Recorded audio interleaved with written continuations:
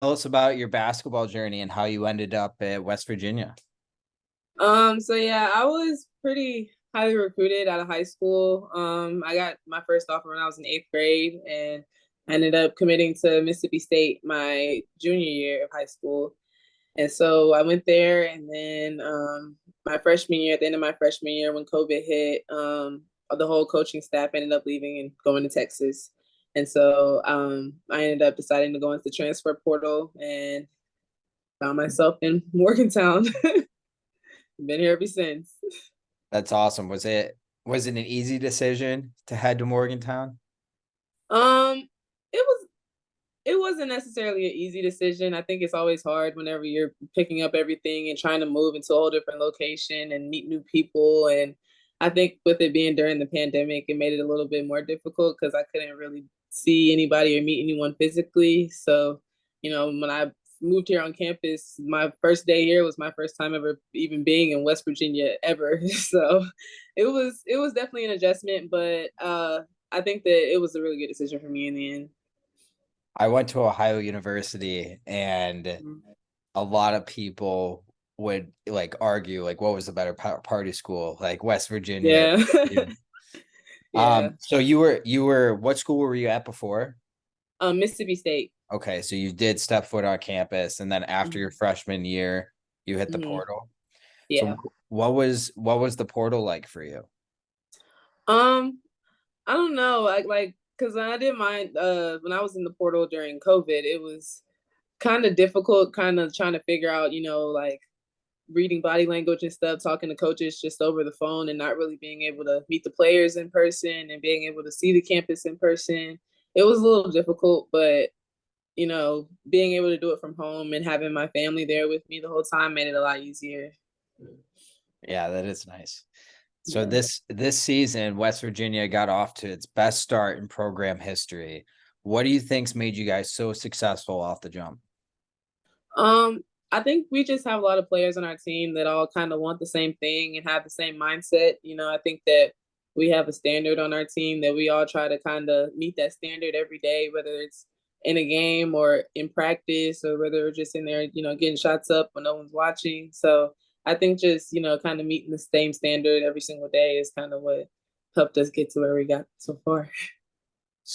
Okay, so yeah, that's perfect. That's what you're attributing to. That's what got you the success. Just working hard when no one else is watching.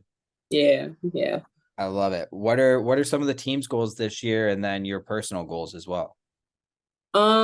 I think with us being a newer team, some of our goals kind of are just to, develop roles and to go out there and at least, be able to compete. Being in the Big 12 every night is, anybody could win at that night, because the league is so competitive. So I would just say that, you know, I don't know, just trying to go out there and just compete to the highest standard every day. I think that that'll help us just, I don't know, reach the goals that we want in the end. For sure, for sure. So everyone, when you're playing sports, you look on the calendar, you've always got that one team circled that you just can't wait to face off against them. Who is that team for you? I think it would probably be Baylor, just because it's always a big game every year for us, especially when we play at home. We usually have a pretty good turnout for that game, and it's one of the later games in the season, so it's closer to postseason. So I think that kind of going throughout this whole conference season, we just kind of prepare and just kind of just keep ourselves locked in every day. What has been your visit? Oh, sorry. What has been your biggest basketball achievement so far? Oh, um. I'll have to say making it to the NCAA tournament. I think that that was a really big achievement of mine, just because it's such a big stage and it's not everybody gets the chance to be able to do it. Only 64 teams, if you're lucky, get to compete in it every year. So being able to be one of those teams and being able to you know continue to just go out and show the world what women's basketball is capable of, it's a real blessing. Who Okay, this is a good one for you. Favorite and least favorite arena to play in? Okay, so My favorite arena aside from the Coliseum here, I would have to say I like playing at Texas just because they always have a really good crowd, and I'm like one of those people where like I don't mind playing in away games because I feel like it's just like a different type of energy when you're playing there, and it's just like you and your teammates, and y'all are kind of in a war zone, and everybody else is going against you. So I don't know. I've always thought that makes it a little bit more fun to play in that type of arena. My least favorite, I would probably say Iowa State only because it's so cold every time we go there every year. So I'm not a big fan of that trip, but yeah. We used to make the bus trip. We would play Iowa State in hockey and drive from Athens to there. It was Mhm. like 13 hours and it Oof, was always freezing there. Always. freezing. Oh, I couldn't do Yeah, I don't miss that trip at all. it. What are there any superstitions you have before the game? I always try to take a nap before the game. After we get like our little pregame meal, I just kind of take a little nap before the game and just get ready. What goes on first, your left shoe or your right shoe? Um, my left shoe, I think. I think. Did you do one of these to check it out? Yeah, I was like trying to picture my morning routine, and I'm like, what do I? But yeah, I think it's my left shoe. What NBA, sorry, what WNBA player do you look up to the most and why? I've always loved watching Joel Lloyd. Like I watched her a lot, especially in college. I think our games were kind of similar, so I always enjoyed watching her and kind of watching her go throughout the WNBA and just seeing her do really well. So I'd say that's my favorite player.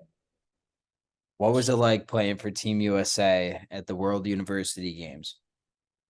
That was actually a really crazy like trip because it was my first like game that I've ever played in college ever, and we were in Italy, and it was a fun experience because it was my first time ever going like out of the country, like on like the whole other side of the world. So it was cool to be able to experience and see all those other teams there. Um, I was very hungry though because I wasn't a fan of the food, but other than that, it was cool. Not a fan of the Italian food? No, I don't know. It was just like I was expecting to like go there and get like a bunch of pizza and gelato and stuff, but I don't know. It wasn't like I don't know. I wasn't like impressed. I got you. I got you. You like the food here more. Yeah, I guess I don't know. Maybe it's just like all the American food that's all like manufactured and stuff.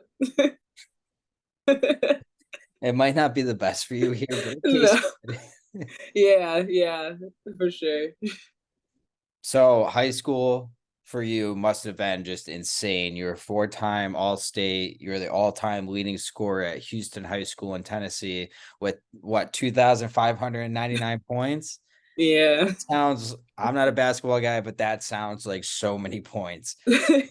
What was that like having just that meteor rise in high school? Um, it was cool. I would say that like I think that being in high school, you had a lot more time to like be in the gym and like you're at school all day. When I was at school, most of the time when I wasn't in class, I was in the gym, which is kind of similar to college. So I say it prepared me a lot for college, but I had a lot of good teammates in high school, and I really liked playing with them. And I played on AAU circuit that really helped me kind of get a lot of exposure for my games, and being able to play in front of your family and your friends, it's always a good time. So yeah, high school was a time. I'll say that. Did your team ever play like the boys' high school team? Did you ever smack any of them? No, we would always kind of like play around with them and be like, like we can play against y'all but like not really. They didn't want to get embarrassed. You weren't like brushing your shoulders, walking by them in the halls. No, no, it was all love. It was all love. What are some outside hobbies or interests for you? I like to. I'm actually kind of like a movie connoisseur, so I like to watch lots of like movies or like go to the movies. And I got a new camera for Christmas, so trying to get into photography maybe if I can. get some tips and tricks and maybe learn something. So Are other you, than that, that's pretty much it. is it like wildlife photography or when your friends are getting shots up, like, action shots, or what are you shooting? Anything, like I kind of go like around town. Like I went to like the hiking trail that was here recently and like tried to take a couple pictures and see what I could get. But I'm still learning, so it's a work in progress. Yeah, for sure. Life, that can be a lifelong hobby, I feel like. Yeah, yeah. What are you studying right now? And then what would be your plan in the future after sports with that degree? I'm currently getting my master's in business administration. So I'm not gonna lie, when I chose to go into business, my undergrad, I really chose it because it was kind of broad and I had no idea what I wanted to do. And I still kind of don't know what I want to do, but right now I'm probably gonna look at playing overseas somewhere or possibly getting into coaching maybe depending on what opportunities are available out there. Awesome.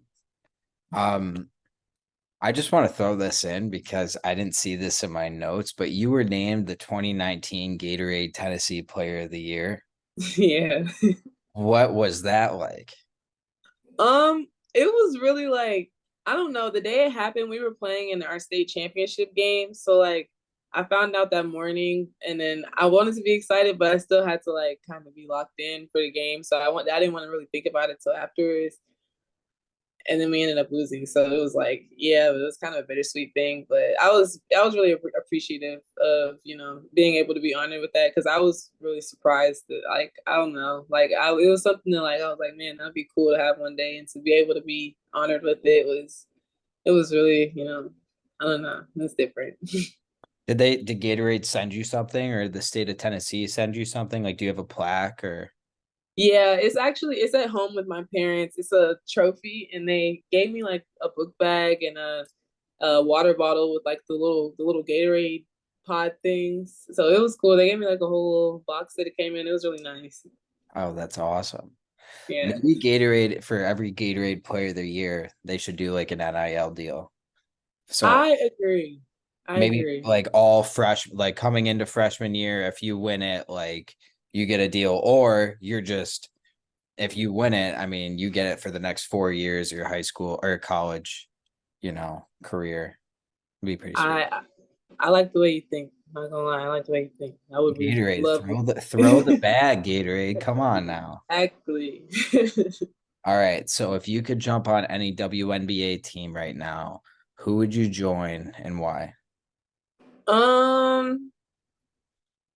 I think I would have to say the dream, just because I don't know. I feel like Atlanta would be a cool place to live, and it's kind of close to where my family is. So I think being able to play somewhere where my family would be able to come see me, that would be pretty cool.